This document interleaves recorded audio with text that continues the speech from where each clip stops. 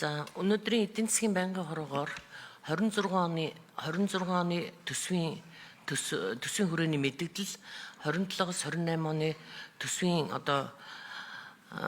төсөл тэгээд энэ төсвийн хоёр дахь танилцуулга энэ их чухал цаг үе л дээ. Тэгээд сайдууд маань Батбаатар сайдыг эс тооцвол бус сайдууд маань энэ танхимд алга байна. Нодон төсөв хэлэлцэж байхад 14 мега төсөл тэр том төслүүд төмөр зам уул уурхаа ярьж байхад энэ танхим дүүрэн багтахгүй бүгдээрээ сууж ирснийг санаж байгаа. Тэгвэл энэ жил ерөнхий сайд нь хүний хөгжил энэ эрүүл мэнд боловсрол энэ хүний хөгжил бол мега төслөө гэд мега төсөл гэд ярьсан энэ тунхагласан энэ төсөв хэлэлцэж байхад яагаад энэ олон сайдууд өнөөдөр ирж танилцуулга хийхгүй байгаа юм бэ гэдэг дээр асуулга тавьж байна. Энэ танхимд ирсэн төрийн албан агчдыг бол хүндэтгэж байна. Үргэлж хуралдаа ярьдаг, танилцуулга хийдэг, ярьдаг, асуултанд хариулдаг. Та бүхэнд бол хүндэтгэлтэй хандж байна. Ирээгүй сайдуудад харамсаж байна. Энэ жил яхаараа боловсрол эрүүл мэндийн салбар яриад мега төсөл яриад ирэхээр энэ 26 оны төсвийг үл тоосон байдалтай сайдууд ирж танилцуулга хийхгүй байгаа нь үнэхээр харамсалт төрүүлж шүү. За хүнс хүдээчгүй яам бол Монгол улсын үндсэн том чиглэлийн яам. Бид өнөөдөр мал аж ахуй газар тариалан, ургамал газар тариалан ярихгүйгээр энэ яам оршин тогтнохгүй. Өнөөдөр өвлжилтийн бэлтгэл ажил мөн энэ ургац сураалтын эд ажил өрнөд дуусчлаа. Босон болоогүй энэ хувийн аж ахуй нэгж энэ сангийн энэ аж ахуй нэгж хувийн тариаланчдын нуруунд дээрх ачаа дээр явж энэ ажил дууслаа гэж харж байгаа. Тэгтэл өнөөдөр эдийн засгийн байнгын ороогоор дээр нэг хилцүүлэн сонсголт мэдээлэл өгнө гэчихэд одоогоор өнөөдөр энэ мэдээлэл бидэнд ирээгүй. Энэ мэдээллийг хизээ өгөх вэ гişүүдэд. Ер нь хүнс хүдээчгүй яам хүнсээ хайцсан хүнээ хайчиж байгаа хөнгөн үйлдвэрийн салбарыг орхигдуулаад байгаа ийм л салбар харагдаад байгаа. Шинэ хоршоо тэр атрийн дөрөв за тэгэл хүнсний хувьсгал энэ том төслүүд нь бол хөтөлбөрүүд нь яваад л байгаа. Энэ гарсан зээл шинэ хоршоо дээр гарч байгаа 500 тэрбумаар хаяад байгаа энэ зээлүүд эргэн төлөл тэдний үр өгөөж малчтад яг очиж байгаа зөв онсон зээл мөн үү? Энэ дэр зээлийн гарсан тэр шатлал юмыг нэг танилцуулж хэлж өгөөч. За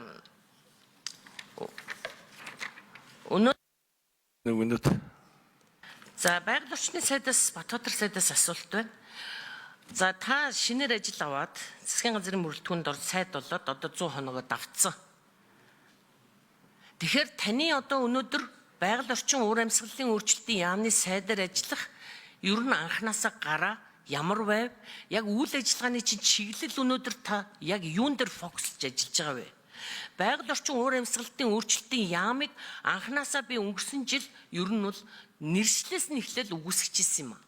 Ер нь утаа ярихгүй, утаанаас зүгтсэн хог байгаль орчин хөрсний бохирдол энэ мэтийн юмнууд асуудлуудыг тулгамдсан энэ ард түмнийхээ амьдрах, эрүүл амьдрах энэ сэдвээ хаягдсан энэ яам дахиад та энэ сэдв дээр босож ирэх үү? Таны үйл ажиллагааны фокусыг гол чиглэл юун дээр байгаа вэ гэдэг дээр та нэг хариулт өгөөч. Хүнс хүдээчгүй яамнаас энэ ургац сураалтын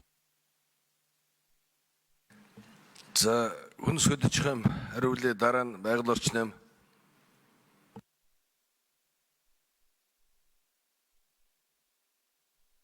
Таам номер микрофон. За Бачмаг гишүүний асуултанд хариулъя. Хүнс хүдээчгүй хөнгөн үйлдвэрийн сайд, инх баяр сайд, тариалангийн бүс нутаг, Сэлэнг, Орхон булган аймагуудад тариалтын ажилдаа орон нутагт ингээд ажиллаар явж байгаа учраас өнөөдрийн байнгын харуулны авралтанд оролцож чадаагүй. За салбарт хэрэгжиж байгаа хөтөлбөрүүдийн үр дүнгууд бол хөтөлбөр бүрээрээ гарч байгаа. За хүнсний хувьсгал буюу хүнсний хангамж аюулгүй байдал үндэсний хөдөлгөөнийг хэрэгжүүлэхтэй холбоотой гол нэрийн 19 нэр төрлийн бүтээгдэхүүнээр дотоодын хэрэгцээг хангах ийм зорилготой. Тэгээ энэ хөтөлбөрт өнгөрсөн хугацаанд 1.2 их 80 төгрөгийн зээлийн санхүүжилт гарч За нэг 3100 орчим иргэн аж ахуйн нэгжүүдийн зээлийн үр шимийг хүртэж ажиллаж байгаа. За өнөөдрийн байдлаар томоохон гэж тооцогдох 53 үйлдвэр одоо шинээр ашиглалтанд ороод ингээ явж байгаа. Хөтөлбөр хэрэгжээд 3 жил болж байна. За бүтээгдэхүүний бас өрсөлдөө тодорхой хуваар гарч байгаа. Энийг одоо 19 төрлийн бүтээгдэхүүнээр нь задлаад за мөн малын гаралтай түүхэд бүтээгдэхүүний үнцнийг өснө нэмэгдүүлэх зорилготой цагаан алт хөтөлбөрийн хүрээнд хэрэгжиж байгаа зээл авсан иргэн аж ахуйн нэгжүүд за зээлийн хөрөнгөөр хичнээн ямар үйл ажиллагааны үр дүнгуудад хүрэхээр байгаа энэ мэдээллүүдийг бас танд бичгээр хүргүүлье. Одоо энэ хариултын явцад одоо 5 минутад би тэр болгон бүгдийг бас хариулж чадахгүй. Манай газрын дарга нар, нэгжийн дарга нар байгаа учраас бүх мэдээллүүд нь байгаа. Тэгэхээр дараа гэхгүйгээр одоо Банкны орооны хурлын дараа ч юм уу танд эргээд энэ мэдээллүүдийг өгье. За энэ жилийн тухайд ургац сураалтын дүн бол одоо гараагүй. 8 сарын 15-ны байдлаар бол урьдчилсан балаас гарсан. Ургац сураалтын ажил бол одоо өнөөдөр нэг 70 гаруй хувьтай явж байна. За цаг агаарын нөхцөл байдлаас шалтгаалаад гэдэг юм уу ажиллах хүн хүч, тээвэр логистик дээр бол салбарын яамнаас зохион байгуулалтын ажлуудыг аваад ингээд ажиллаж байна. За өвлийн бэлтгэл ажлыг хангахтай холбоотой хэд хэдэн удаагийн одоо улсын онцгой комиссоос хэд хэдэн удаагийн хурал арга хэмжээг зохион байгуулсан засгийн газраас үйлчлэлтийн бэлтгэлийг хангахтай холбоотой тогтоол шийдвэр гараад орон нутгуудад хүргэгдсэн.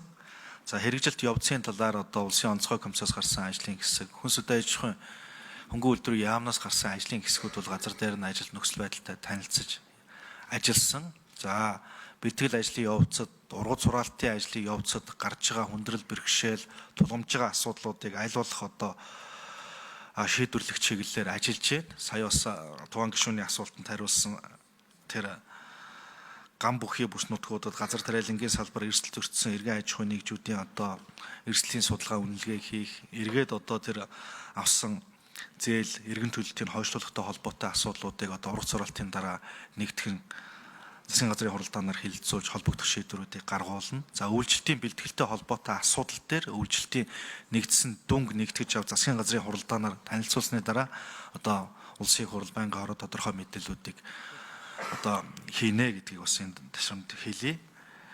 За шинэ хоршоо хөдөлгөөний хүрээнд зээлүүд хэвээ үргэлжлээ явж байгаа. За Атрын 4-р аяны хүрээнд гол одоо бидний хийх ёстой ажил бол нөгөө 200 мянган га газраа тарилангийн талбайд шилжүүлэх, атарсан бол атар газруудад эргэлтийн талбайд оруулах асуудлууд. Дээр нь энэ услахаатай газар тариалан гэдэг тариаланг бид нар цаашдаа хөгжүүлж явж явахгүй бол энэ байгаль цагуурын эрсдэл гангийн асуудлаас болж одоо ургац алдах, эргээд энэ үйлдвэрлэлийн доктортой үйл ажиллагаануудад доголдол гарах юм эрсдлүүд байна. За энэ дөрвөн хөтөлбөр бол одоо арилжааны банкны их үйлсвэртэй ингээ зээл олгогдож яваад байгаа боловч нөгөө талдаа энэ салбарын бодит үйл ажиллагааг хэрэгжүүлж байгаа, энэ салбарт ажиллаж байгаа аж ахуйн нэгж, энэ салбарт ажиллаж байгаа мэргэжлэнүүдийн одоо ажиллах орчин нөхцөл одоо энэ салбарын одоо хөрөнгө оруулалт бол үнэхээр дутагдaltaй байгаа гэдгийг бас хэлье. Батбатар сайд хариулъя. За Бачман гишүүний асуултанд хариулъя. Бачман гишүүнийг би улс төрийн асуулт гэдэг утгаар хэлж байгаа биш шүү. Улс төрийн шийдвэрээ яаж гаргасан бэ? Юун дээр анхаарсан бэ гэж асууж яана гэж ойлгож хариулъя. Тэгэхээр байгаль орчин уур амьсгалын өөрчлөлтийн салбар энэ салбарт мэдээж өмнө үргэлжилжсэн сайн зүйлүүдийг улам өргөн дэлгэрүүлж хөгжүүлж явах ёстой. Тулгамдсан буюу өмнө үлдсэн муу үүдийг засаж цэвэрлэж явах ёстой. Энэ өрөөндөө байгаль орчин уур амьсгалын өөрчлөлтийн салбар бодлогын төрийн захиргааны төв байгууллага болоод бусад бодлогын газрууд, агентлагууд, тарийн газрууд энд бол эрхчлөөг нь олгох ёстой байна гэдэг ийм зүйлийг бодож байгаа. Яагаад гэвэл 6 жилийн дотор 6 дахь сайтынхаа нүрийг үзсэн юм байлээ. Тодорхой хэмжээгээр энэ нь өөрөө нөгөө өмнөх сайтууд муу ажиллаж байсан, сайн ажиллаж байсан гэхээс илүү. Батбатар гишүүн нэмж хариулъя.